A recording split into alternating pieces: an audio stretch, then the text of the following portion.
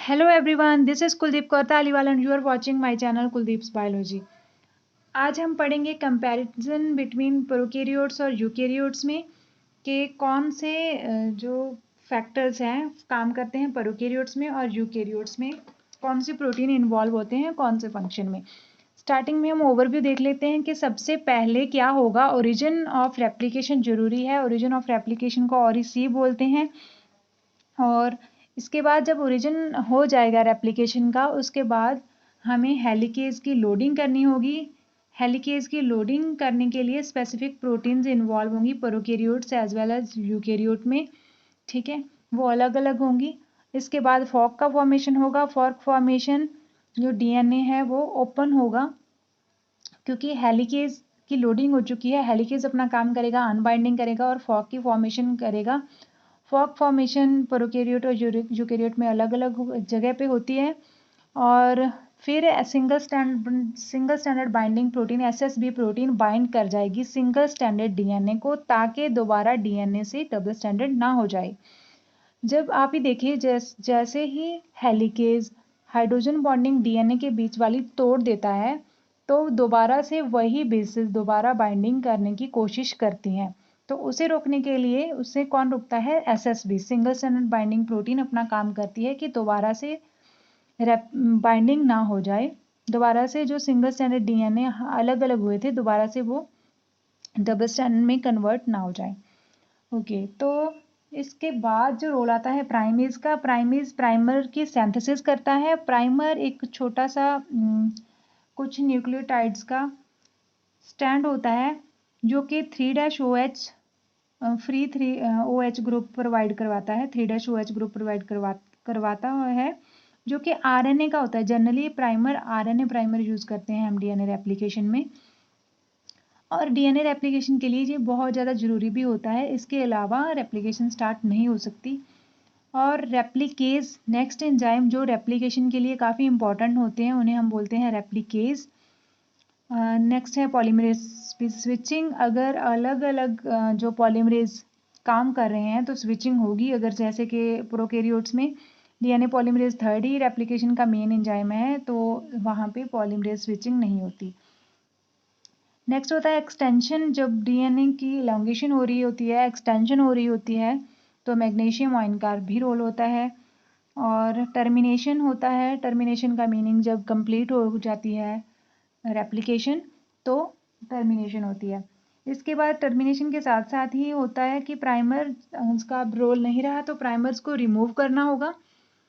Primers को remove करने के लिए प्राइमर रिमूवल प्रोटीन जो अपना अपना काम करती हैं। और इसके साथ ही प्रूफ रीडिंग का भी ध्यान रखा जाता है कि जो भी स्टैंड बन रहे हैं वो सही बन रहे हैं कि नहीं। तो चलिए स्टार्ट करते हैं कि ओरिजिन जो है ओरिजिन प्रोकैरियोट्स में 9 और 13 वाली साइड पे होता है। 9 न्यूक्लियोटाइड और 13 न्यूक्लियोटाइड की खास जगह पे ओरिजिन ऑफ रेप्लिकेशन होता है और इसी की जगह होती है प्रोकैरियोट्स में। लेकिन यूकैरियोट्स में A1 B1 और A2 B2 डोमेन्स होते हैं, यहाँ से ओरिजिन होता है रेप्लिकेशन का।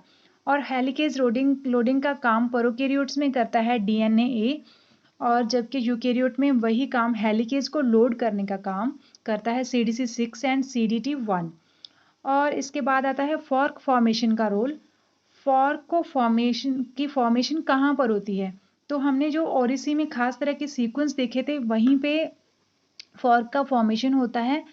13 पे फॉर्क का फॉर्मेशन होता है प्रोकैरियोट्स में, और यूकैरियोट में इस वाले बी डोमेन में फॉर्क का फॉर्मेशन होता है।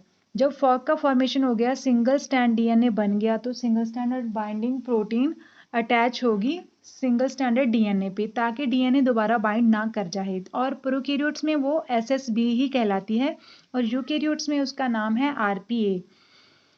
इसके आगे रोल होता है प्राइमेज का। प्राइमेज जो प्राइमर का सिंथेसिस करता है वो प्रोकैरियोट में होता है डीएनए जी और यूकैरियोट्स में होता है डीएनए पॉल अल्फा। नेक्स्ट आता है रेप्लिकेज जो मेन रेप्लिकेशन का काम करते हैं। वो प्रोकैरियोट्स में है डीएनए पॉलीमरेज थर्ड और यूकैरियोट में है पॉलीमरेज एप्सिलॉन एंड डेल्टा। ठीक है, इसके बाद है पॉलीमरेज स्विचिंग, जो कि प्रोकैरियोट्स में नहीं होती क्योंकि सारे का सारा काम डीएनए पॉलीमरेज थर्ड ही कर रहा है, लेकिन यूकैरियोट्स में होती है पॉलीमरेज अल्फा से एप्सिलॉन एंड डेल्टा। ठीक है, इसके बाद एक्सटेंशन जो है, एक्सटेंशन में मैग्नीशियम आयन का रोल दोनों में ही आता है, प्रोकैरियोट्स में भी आता है और यूकैरियोट्स में भी आता है। इसके बाद आता है एक्सटेंशन हो गया टर्मिनेशन। टर्मिनेशन के लिए टस और टर साइट्स होती हैं in case of prokaryotes. Prokaryotes में टस और टर साइट होती हैं। टस प्रोटीन बाइंड कर जाती है टर साइट पे। ठीक है, टस और टर होते हैं। टस प्रोटीन जो टर साइट पे बाइंड कर जाती है और डीएनए बी का मूवमेंट जो है ब्लॉक कर दिया जाता है। ठीक है, इसके बाद जो यूकैरियोट्स में जो टर्मिनेशन का इस तरीके का कोई टस और टर प्रोटीन नहीं होते, इसका जो मैकेनिज्म अननोन है।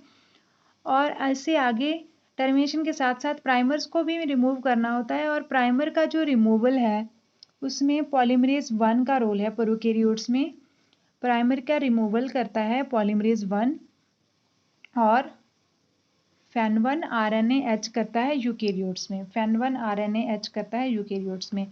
और इसके आगे आता है रोल प्रूफ रीडिंग का।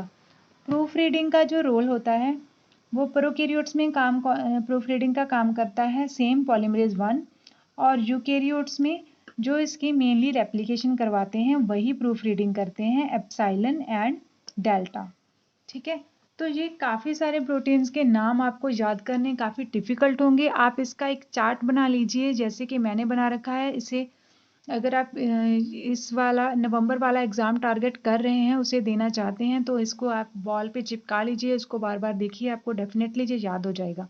अगर आपने कंप्लीट रेप्लिकेशन का प्रोसेस पढ़ा है तो आपके लिए काफ़ी ज़्यादा हेल्पफुल होने वाला है।